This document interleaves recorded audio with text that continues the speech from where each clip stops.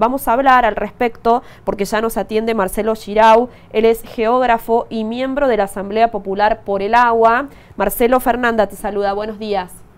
¿Qué tal? Muy buenos días, Fernanda.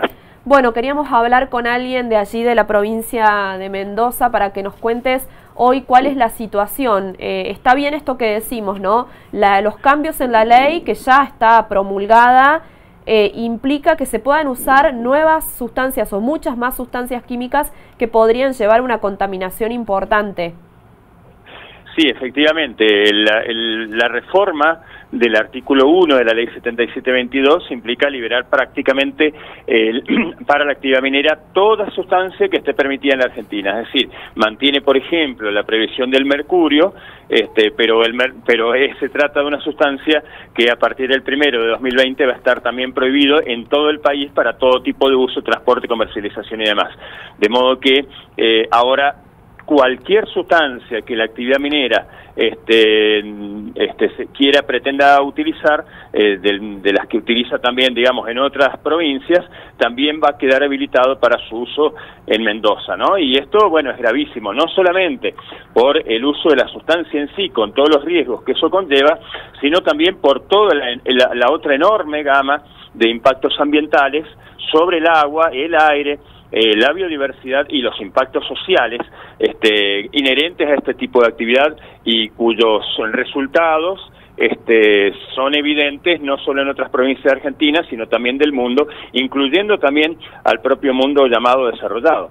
Claro. Marcelo, ¿por qué se llegó a esta situación, digamos, desde el gobierno o desde quienes promulgaron este cambio? ¿No se escuchó, se desoyó a lo mejor alguna indicación de científicos, de personas entendidas en materia ambiental? Sí, efectivamente.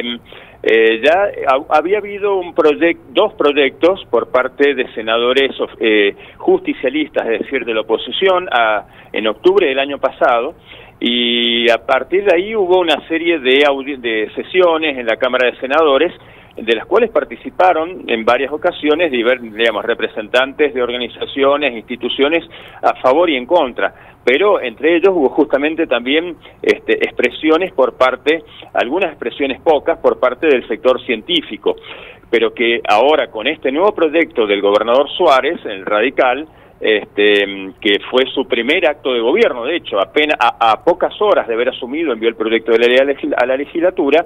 Lamentablemente los legisladores mendocinos, en su gran mayoría, desoyeron las voces de alerta que ya unas semanas antes habían lanzado 511 científicos del CONICET y profesores de las universidades nacionales aquí en Mendoza, alertando sobre los riesgos, los grandes riesgos que entraña justamente esta modificación de la 7722 que ya se venía, ¿no? De la cual inclusive el borrador del proyecto de Suárez ya había circulado.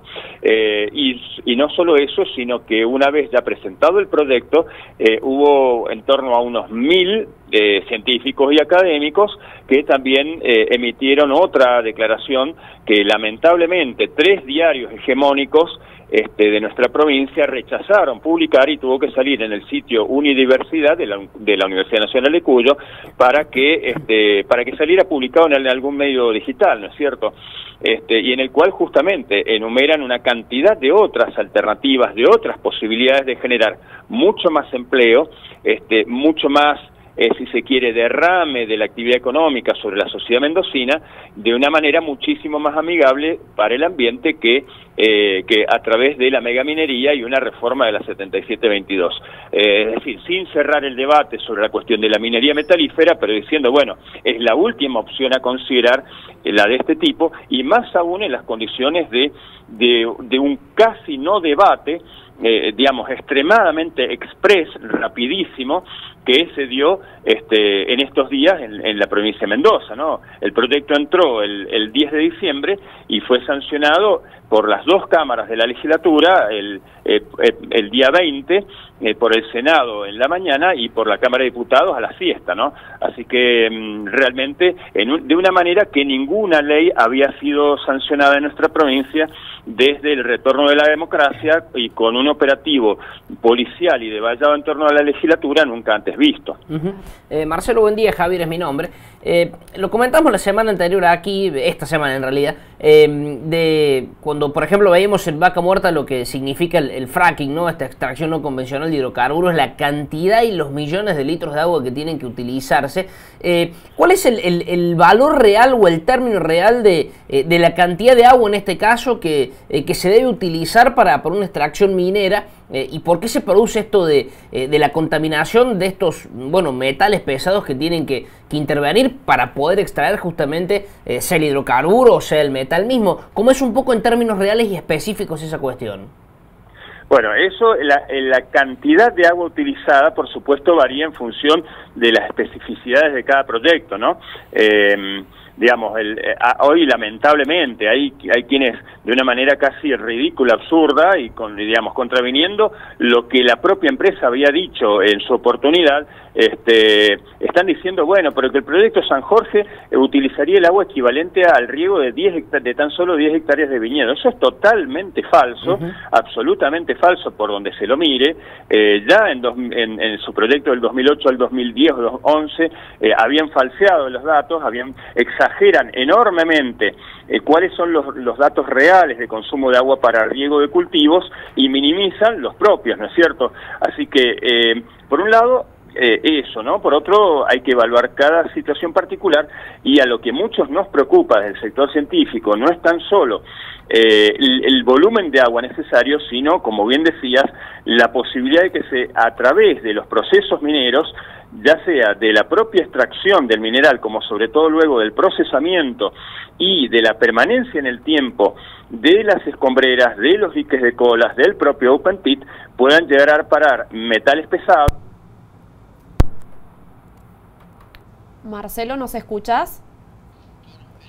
Bueno, ahí vamos a recuperarlo, Marcelo. Muy interesante lo que comenta, sí, ¿no? En términos reales, cuando empezamos a ver cantidad de centímetros cúbicos y hablamos de millones y millones de litros y es una cuestión que me parece tiene también como gran punto lo que la gente hace, ¿no? Porque si la gente no se movilizara y no diera a conocer su protesta y lo que fuera, probablemente esto tendría otro final o tendría al menos otra correlación en términos a lo que se está realizando. Por eso es que está la provincia de Mendoza en vilo justamente con este tema y porque evidentemente sentaría un precedente legislativo bastante complicado. Claro. ¿No? Creo que ahí lo tenemos. Marcelo, ¿nos escuchás?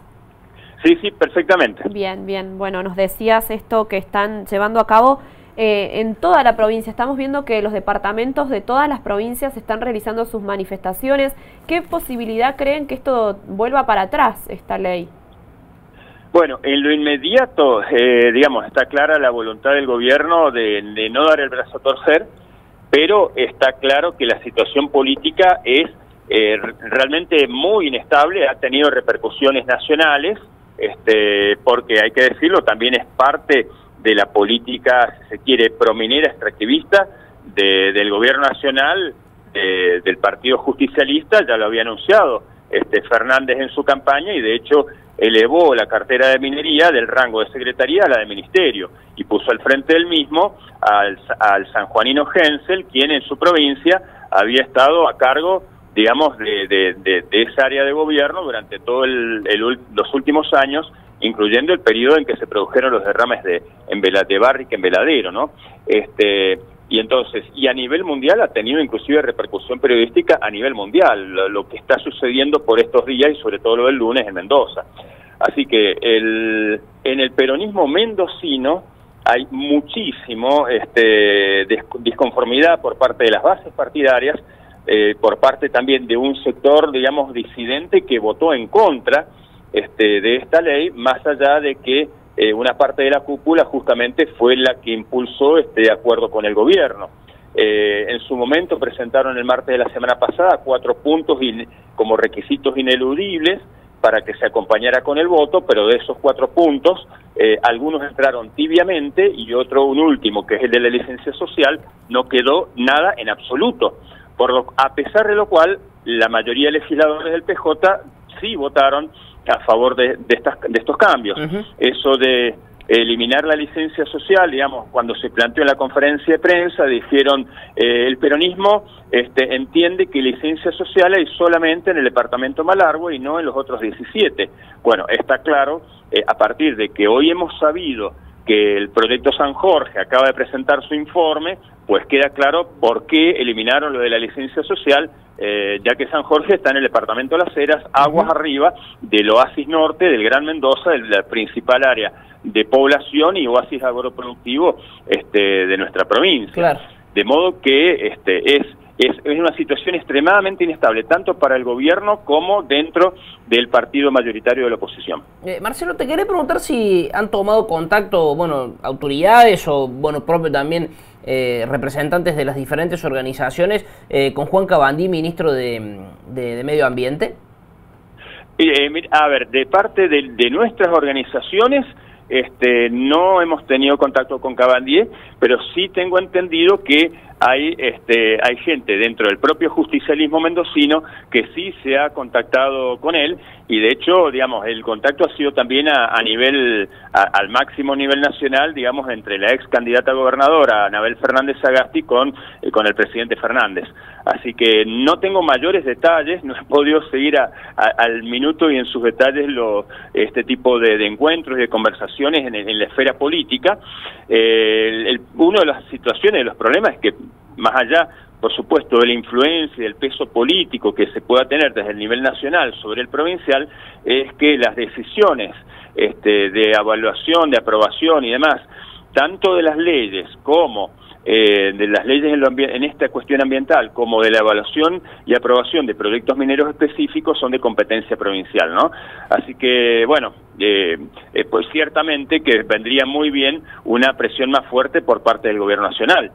Pero eso, recordemos que ya la semana pasada no ocurrió cuando el día miércoles 19, el presidente Fernández, en un encuentro, si mal no recuerdo, con empresarios, ya dio por hecho, digamos, suponiendo que ya había sido sancionada la ley en Mendoza, que todavía faltaban 48 horas para su tratamiento, y una situación similar respecto de la ley que se va a debatir mañana recién en la provincia de Chubut, que fue la primera ley de este tipo en el país, la ley 5001. Claro. Así que, digamos, vemos el panorama desde la política nacional muy complicado en la medida en que hay un cierto consenso de los dos partidos mayoritarios. No obstante, hay que destacar que el Instituto Patria del kirchnerismo sacó una declaración muy fuerte.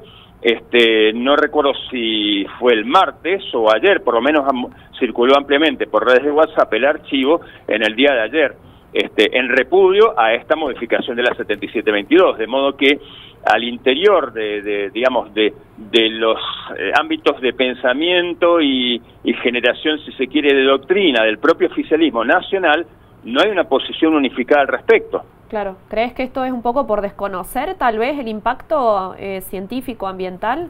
Desde lo científico digo, porque es como extraño. Sí, realmente es tal cual, ¿no? Porque lo que les comentaba más temprano, esto de que se ninguneara desde la prensa y desde la legislatura mendocina las expresiones vertidas nada más y menos que por el IANIGLA, uno de los principales organismos del CONICET aquí en Mendoza, liderado, encabezado esa nota por Ricardo Villalba, que integró el panel intergubernamental de cambio climático que obtuvo el Nobel de la Paz, ¿no es cierto?, ignorando, digamos, las advertencias en relación a la tremenda emergencia hídrica que padece nuestra provincia desde hace 10 años, una crisis inédita de falta de caudales en nuestros ríos, tendencia que se va a ir agravando a lo largo del siglo. Realmente parece que prima mucho más los intereses económicos de capitales transnacionales, con el enorme poder de lobby que pueden ejercer sobre funcionarios del Ejecutivo y el Legislativo, que la racionalidad científico-técnica y que la propia voluntad del pueblo mendocino, ¿no es cierto? Porque en definitiva el nivel de riesgo que una sociedad quiera correr sobre lo que se haga en su territorio, pues justamente nosotros decimos, en última palabra debe ser el pueblo, la sociedad, quien defina qué niveles de riesgo queremos correr en función de habilitar tales o cuales actividades. Bien, Marcelo Girau, muchas gracias por estos minutos. No, al contrario, muchísimas gracias a ustedes y un saludo muy grande para ustedes y todos los oyentes ahí en Recuarto. Bueno, muchas gracias, que tengas buen día.